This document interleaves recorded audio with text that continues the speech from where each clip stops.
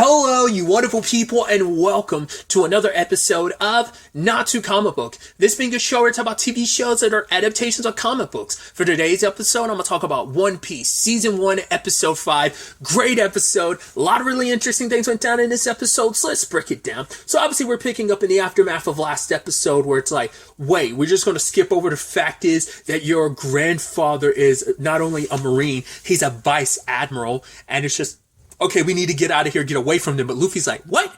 Run? No, we're going to show them what's what. And it's like, I love that. It's like the stubbornness of Garp and Luffy. It's just like, nah, I'm not going to let that old man beat me. I'm going to show him what's what. Because yes, you've seen Luffy get serious, but this is a competitive family thing. Neither one wants to submit. And I think that's so interesting because Luffy's like, we're not going to run. Usopp, load the cannons and fire. And it's like, I even love like, Nami's like, all right, like go starboard. And like, Zora's like, which way is that? It's like, well, is it just because of the boat terminology, or is that once again your terrible sense of direction?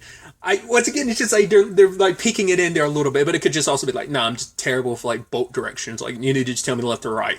And Usopp doesn't even get a chance to fire the cannon because he drops all the cannonballs. It's like, yeah, this isn't. Yeah, I've fired cannons before. I mean, I'm just not used to like these particular models, and so,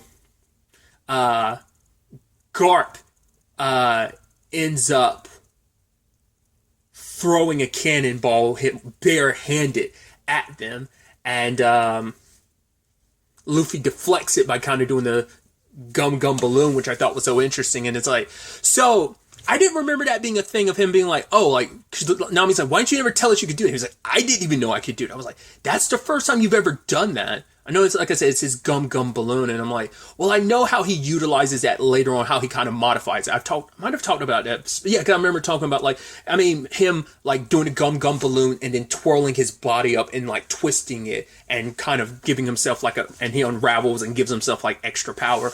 But I was like, yeah, how that won't affect his organs too much because luckily they're made of rubber, too. But either way, I was like, I don't remember them ever making a point of that being the first time Luffy ever did that. So, I mean, to be fair, it's like you're just seeing Luffy constantly growing and changing of just like the powers and abilities he ends up developing, the techniques. Because if I remember correctly, doesn't that lead to the Gatling? Oh God, I always forget. Once again, I'm terrible with names. Wasn't it his gum? Is it just Gatling gun or is it Storm? I think it's Storm, the one, because I know they showed it in the trailer, but I'm like, I think it's his Storm. I think he does a modifier where he kind of leads into that by doing a gum balloon and then like twisting himself around, if I remember correctly. Once again, I could be misremembering, but yeah, just for him to make a whole point of like, oh yeah, this is the first time I've done it, and ended up destroying like one of the sails or whatever to the ship, the Navy ship, and just, it's like, at first he looks like so pissed, but Garp is like, oh yeah, that's what I'm talking about. Like, both of them are just so stubborn. He's like, oh, good to see you putting up a fight. Because I forgot, I was like, right, Garp is the reason why Luffy's as tough as he is. Isn't just his, like, abilities as a rubber guy. It's also, like, Garp putting him through training to become a Marine ended up actually helping him a lot as a pirate. You know, the irony behind it. Because obviously, like, Garp had no intentions of letting Luffy become a pirate. We also see that Luffy gets his appetite from his grandfather. Because he's like, all right, I'm going to push you through some harsh training. Your training starts today, but first, lunch. And then later on when Kobe walks in on him, he's eating a shit ton just like Luffy is. So Luffy's got his grandfather's appetite. I mean, the cool thing about all this is it is making me unlock memories I haven't thought about in a while when it comes to One Piece and remembering things. Like, once again, I admitted it last episode, being like, oh, I completely forgot Garp is Luffy's grandfather. But now all of this has unlocked some memories of like why Garp is so anti about Luffy being a pirate. It's like, it's not just like, well, I'm a Marine and you're a pirate. It's like, well, it has to do with Luffy's dad. Obviously, without going into it, but who Luffy's dad is impacted Garp a lot, because it's like, yo, my son went down this path. I'm not going to let my grandson kind of go down the path he's going down. So he's trying to nip that in the bud the moment he's like, well, you want to be a pirate? Not on my watch. I kind of screwed up with your father. I'm not going to screw up here. I'm fairly certain. Yeah, I was about to say, like, I'm sure, like, because I'm about to say, I'm fairly sure Garp's, wait, is Garp his kid? Is Luffy's dad Garp's kid? I don't remember, because it might be Luffy's mom is Garp's kid. That's why I'm like, I don't remember, but it's still the thing of Luffy's dad is a lot of the reason why Garp is trying to nip that in the bud, whether that's his kid or not. Like, because now I'm like, I don't remember if it was like Luffy's mom's his kid or whether it's Luffy's dad that's his kid. But either way. But obviously the whole situation, because I don't remember the time frame when the last time Luffy saw his grandfather. But it's like, obviously, like, the whole thing kind of bothered him enough because he's fixing his straw hat afterwards and being like, and I love, like, Nami sent Zoro to check. It's like, nah, he's fine. It's whatever. It's like, go check on him. You're the first mate and everything. It's like, so, that battle and everything, you want to talk about it? He's like, no, I don't. Okay, good talk. And walks away and just walks past Nami.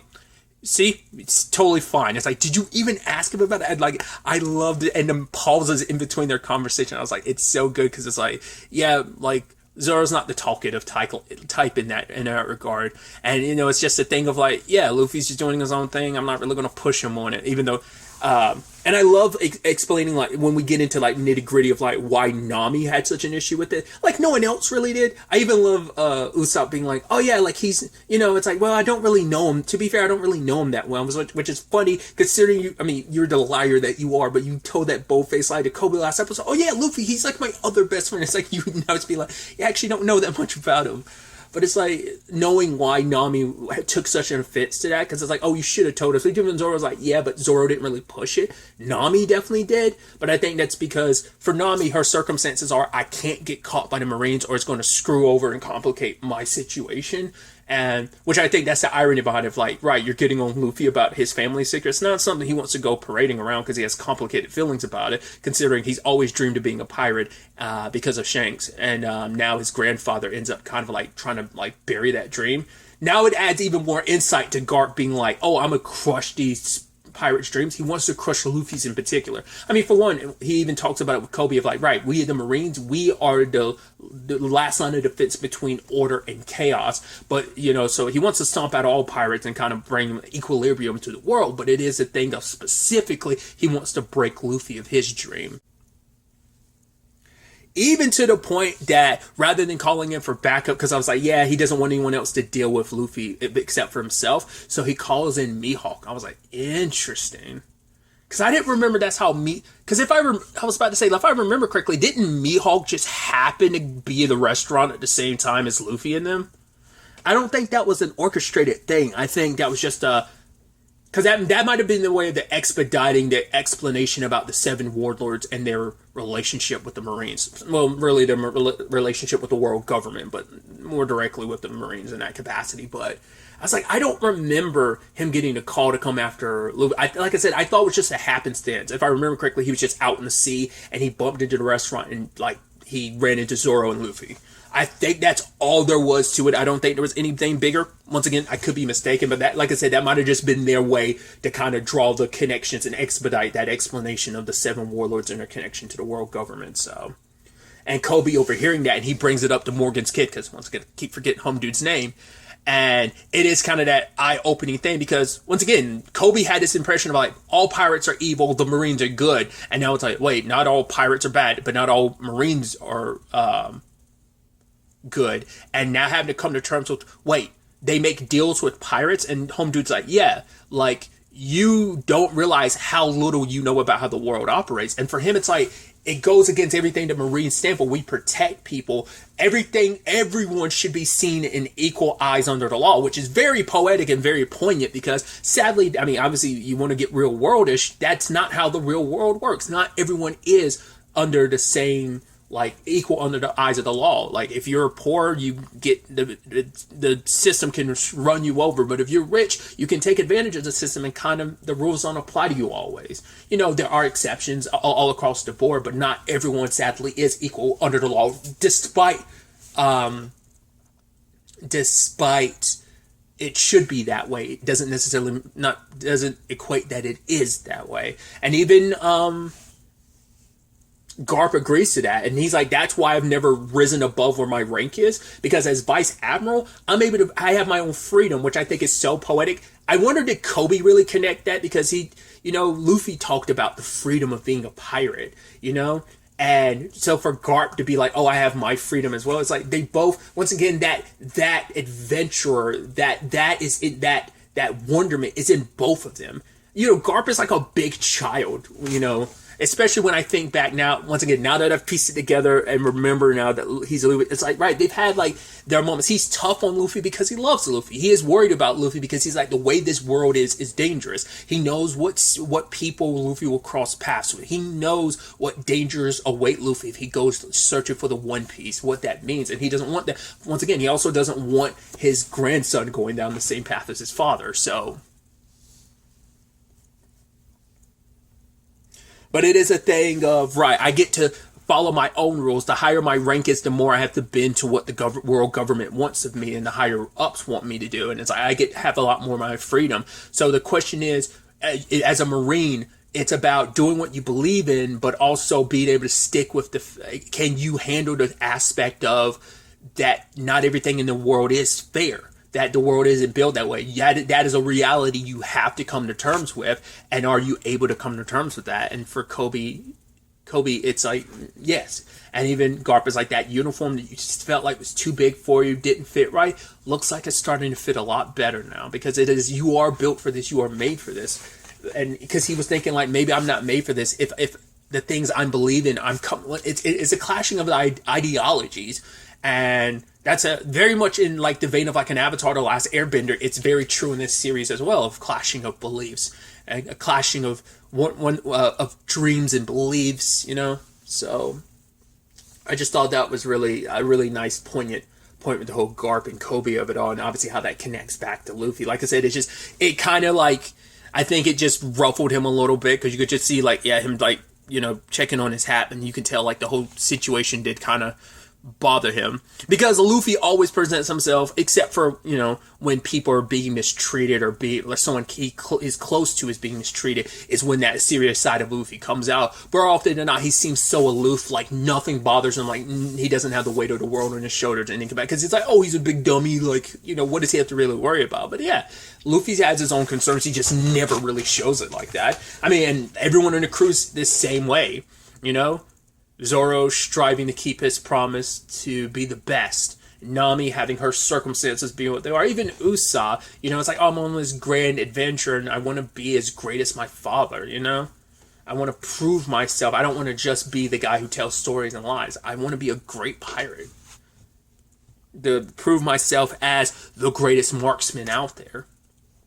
But anyway, following Luffy's nose, which I love that it's like, cool, he's not a navigator unless food is involved. It's like, yeah, that's Luffy, always following his nose and his stomach, and find their way to the restaurant, and we get to meet Sanji. Just very poetic timing with a certain other cooking show out there in existence that I'm currently watching, and just seeing him kind of go like ham on the dishes and stuff. But it's like, Zeph's like, yeah, we're not making that garbage, even though it's like obviously pristine food, but it's like, that's not what we sell. You don't get to like cook what you want to cook, like you're going to cook what I order you to cook and like what our customers want. So he gets sent out there to be the waiter for our group, which I love that it's like they have no reservations and it's like, cool, we're going to go in here, we're going to eat. And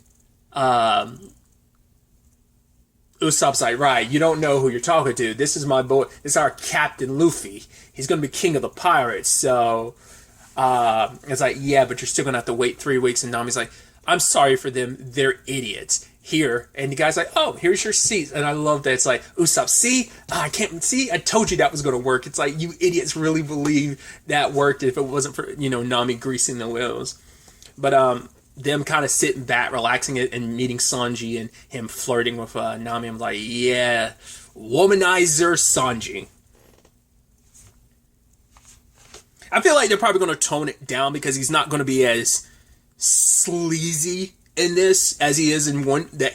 I would assume both the anime and the manga. Well, the manga in particular, it's like, yeah, he's just like, he's the like, ooh, I'm so in love. Like, he's kind of smitten by Nami, but it's like, it's obviously, it's like, because they can't go as cartoonish with like the large hearts in his eyes and him just being like the exaggeratedness, but he's Mr. Suave and cool and just madam. And it's like, and he kind of does like a wink and she's like, is something wrong with your eye? He's like, yeah, just captivated by your beauty. It's like, oh, you're so corny. But it's like, yeah, that's so Sanji. He's such a like ladies man, or at least views himself as a ladies man. So, and I love Zoro busting Nami's chops of being like, yeah, madam, okay, I'm gonna get you put this in a crystal glass for you, madam. She's like, oh, you guys are the worst. And you see the smile on Luffy's face because it's like he's happy to see his crew getting together, along together. But obviously they had their meal, and Nami brings up the whole Garp of it all, but Luffy doesn't really want to talk about it. So kind of quit, like, you know, because he's like, yeah, we won against the Marines, but it's like, no, that wouldn't have gone the way it would have. Like, we could have and should have lost if it wasn't for you stepping in the way you did. And even then, that was by happenstance, because you didn't even know you could do that. Like, at the end of the day, you're not going to... Like, that's not a real run-in with the Marines, because if we really ran into the Marines, we would be dead right now if it was like a real showdown, because if it was anyone else they went up against, that would have been a completely different situation. It played out that way because Garp wasn't aiming to kill. He was trying to capture them in particular, because once again, his grandson's aboard. Then Luffy literally writing an IOU to the restaurant. And it's like, right, once I get One Piece, I'll bring back the treasure and I'll pay off my debt. And so it's like, oh, that's really what you're going to do? Shut up and get in the kitchen and clean some dishes, you know? And obviously him and Sanji butting heads because of what Sanji wants. He's like, oh, you want to cook? Go cook somewhere else. Other than that, you're going to do what I basically tell you to do. Like, you're off the line right now. So... Which obviously, Luffy, I love that moment of connection between them where it's like, oh, you can't let some old man get on your case and try and stifle your dreams. You know, he talks about his dream of the all blue. Once again, it's been so long, I did forget where a lot of people's dreams were. Like, I knew Sanji's was related to cooking because, once again, he's the cook of this group, but I'm like, I could not remember what his dream was. I'd actually forgotten all about the all blue because it doesn't come up that often when, like... Zoro's is pretty simple, that I've always kept that in the back of my mind, but like Sanji's, it's not like it comes up to me that often about the all blue, at least where I've gotten to in the series, that I didn't remember that.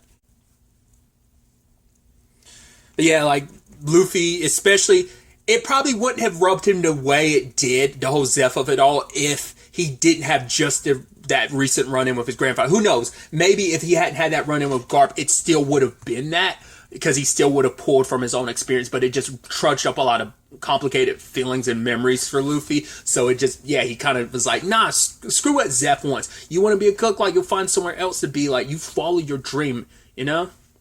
Because Luffy isn't, like, that's why he's, like, big into people following their dreams, because he's had someone trying to stifle his dream, but it hasn't stopped him. It's only motivated him even more to go out there to pursue his dream. I also like, the Nami and Zoro of it all. I thought that was really dope. Of their bonding moment. And he's like, all right, because it's like, right, you got a lot on your mind, because she was going to leave the crew behind. She was going to, like, go off because, like, right, the Marines are going to be on our trail, which even Zoro was like, yeah, but, you know, we broke into a Marine base, so they were going to come after us regardless. It's like, yeah, but if I'd gone in by myself, it would have been stealthy and stuff like that. It's like, well, to be fair, you would have definitely, she probably would have been able to be fine, but it's like having Luffy and Zoro there did help out a lot. Granted, Luffy made that a lot more bigger of a situation than it needed to be, but I'm like, she could have knocked out some people here and there and probably easily gotten to the safe, but it's like, there's a lot, you know, things wouldn't have been nearly as interesting, but yeah, like, Nami's not interested in interesting. She's interested in just doing what she needs to do for, once again, her particular reasons. We'll get to soon enough. But, well, not in this particular discussion, but I'm like, when the show gets to it in the next couple episodes. But either way,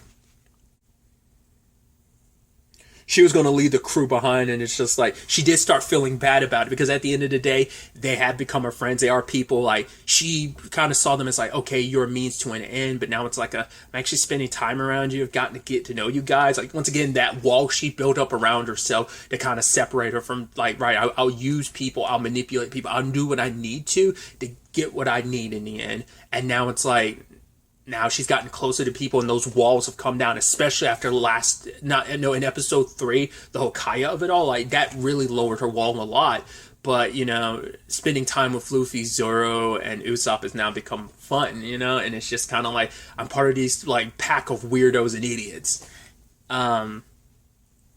that she does starting to feel bad, and she has that moment with Zoro where he's like, right, well, you got the weight of the world. I bet you I could tell you more about you than you know about me. And so they had the back and forth. He makes this presumption like, oh, you're from a big city, you've been doing your scheming thing. But she's like, no, I'm from a very small village.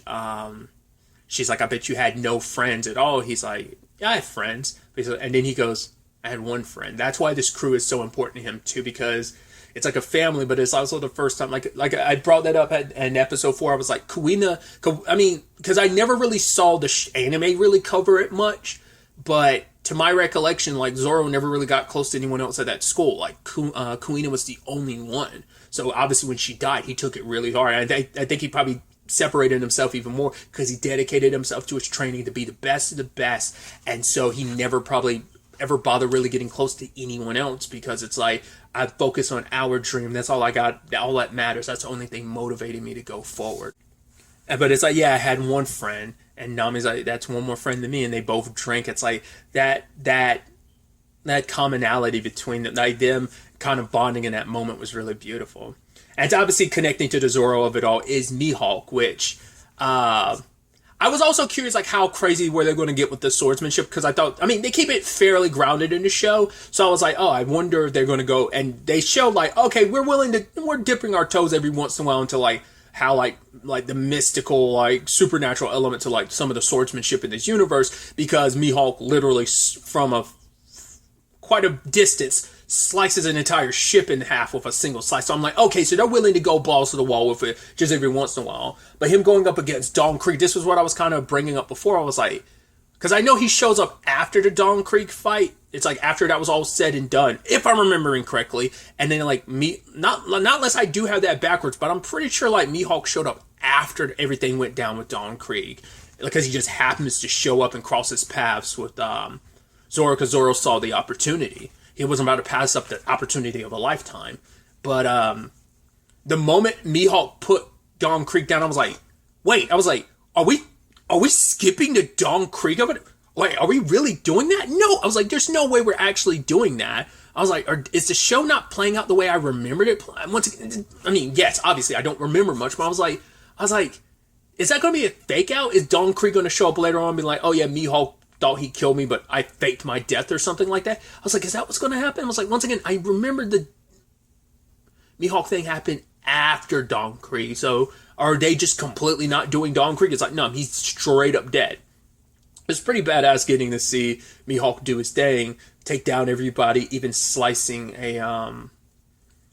any firearms, bullets being fired at him, splitting it in half, and like the cannonball or whatever, the small cannonball that was kind of shot by Dawn Creek, he ended up slicing it in half and it hit the two men behind him. It's like, oh, that's why you're like you're the best swordsman in the world, and why you're one of the 7 warlords.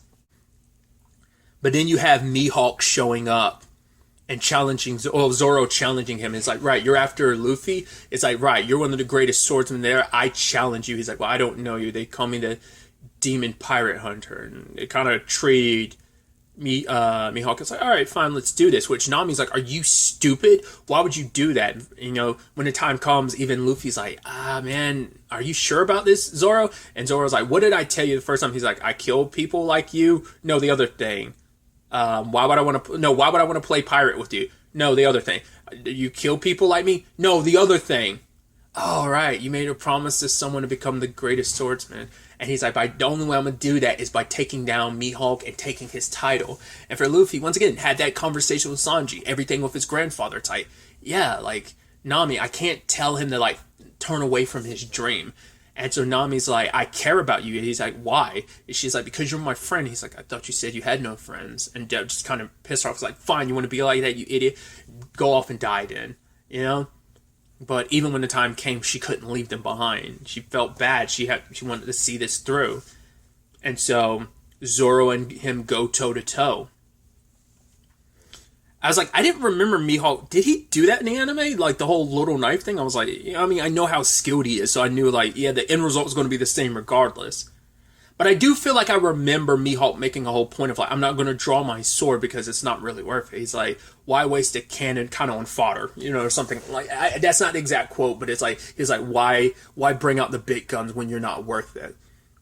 And Zoro goes toe-to-toe with him. And obviously it's like, he's like, I got you against the rope. He's like, no, not at all. I literally got this little knife and I'm holding you off. Like, yes, you're strong, but in strength, there's more to swordsmanship than just strength.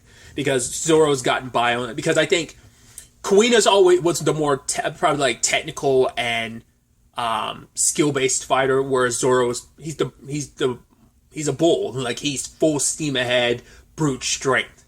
Whereas, like, I think Kuina was the more tactical fighter. So, obviously, like, Zoro's just kind of brute forced his way through every fighting situation. He's not, like, a tactical fighter in that capacity. I mean, that's something him and Luffy share, where it's just kind of that whole conversation of, oh, when he was talking to Sanji, like, oh, I don't do regrets. I don't do complicated. I mean, Luffy even said, like, oh, you could join my crew, Sanji, and be a part of us. But he's like, yeah, no, this is where I'm going to stay. He's like, but you don't even want to, like, you're not even able to cook here. It's like, well, you know, we know that Sanji has his reasons for wanting to stick close to Zeph. He owes Zeph, so. Especially because it ties into that whole thing of, like, oh, he fed that starving pirate. And Zeph is like, really? He did that? It's like, yeah, he is a good kid, you know?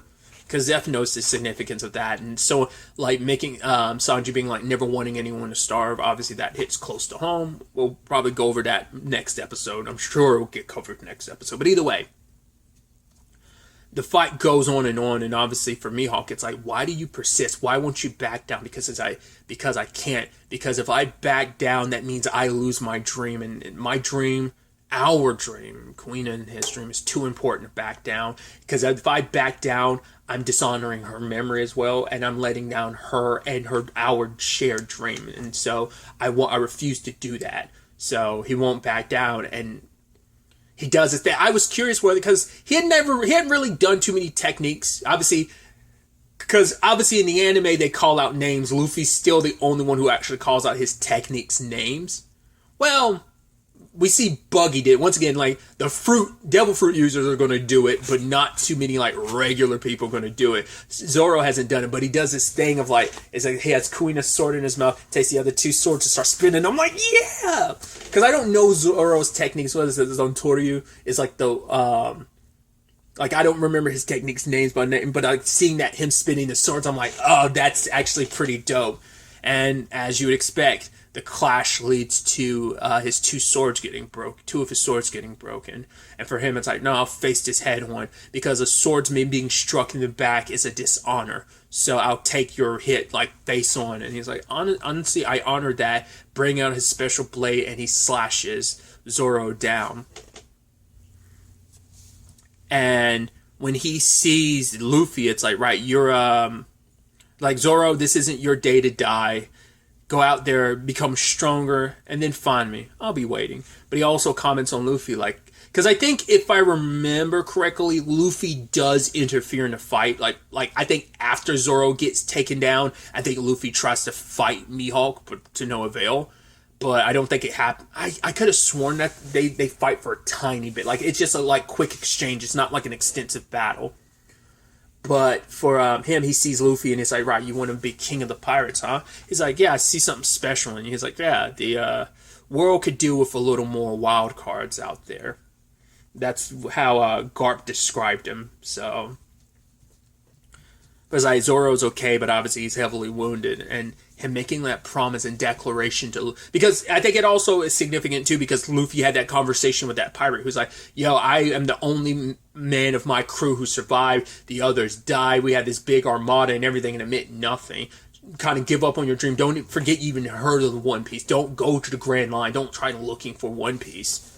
But that hasn't deterred Luffy from his dream. Because once again, it's like... Dream is something you have to be willing to fight and die for in this case, you know? I mean, I'm not trying to bring that into, like, real life circumstances, but in this universe, it's like, you gotta live, you gotta fight and live and be willing to give it all for your dream, you know? And for Zoro, it's like, I disappointed you, I failed you, but Luffy's like, you could never fail me, Zoro, and it's like, then he's like, I make a promise to you that I will never lose again, and he's like, he swore upon Kuina's sword. You know, that moment, too, of, like, pulling down his bandana, of just kind of, like, I think it's meant to, like, you know, obviously, like, he was kind of getting teary-eyed, but obviously he full-blown cries in the anime, and I assume the manga as well, of just, like, that moment of just, like, I will never lose again. I promise you as my captain, you know? And it's like, that's that beautiful bond that Luffy, like I said, Luffy has like a very special relationship with every person on his crew, and he connects with them in like similar ways, but also different ways. And I think as warriors and fighters and people aiming for their dreams, especially at this moment, this early in the series, this is such a powerful moment and declaration between Luffy and Zoro. And I think it even inspires, I think, Nami seeing like, wow, like to go this far for your dream. It's like, you know, I think her circumstances would kind of nipped any dream she had in the bud, you know, well, in the bud. So, but this powerful moment and Zoro kind of passing out afterwards, I was like, wow. It got me a little emotional, like knowing how the whole Mihawk thing was going to end. It still got me going, like, man, I was just, because I still think, like I said, that's such a powerful moment for their, like, especially for Zoro, because up to this point he'd never really been defeated, and this was like, it is a severely one-sided fight. Which, considering where the story goes later on for Zoro and Mihawk, it's very like, oh yeah, like this was the turning point, and how it plays out later on for Zoro and Mihawk, I think is so interesting. And once again, I don't even know where that is currently in One Piece. I just know where I was in One Piece, where, well, obviously after their reunion and what that led to, you know, so. Like I said, the last place I was in One Piece was post Punk Hazard Island. So to kind of put that in perspective of what I'm talking about, anyone that's familiar with like those later parts of One Piece of where I'm talking about, go ahead and put in perspective post time skip. Well, it's related to the time skip, but also it's post time skip as well. But either way, so I just thought that was a kind of a powerful moment, powerful way to end the episode too. So like I said, with the way things are, I'm so curious to see how the next episode plays out. Like I said, that Don Creek thing, maybe it plays out completely differently now and he is going to show up, or they're just going to make that something else. I don't fully know what to make of it, but I'm really excited to see where the next episode takes us with all of this. But really, that's all I want to talk about. Till the next time we meet, be happy, be safe, live life to the fullest, and enjoy it. Good day, and goodbye.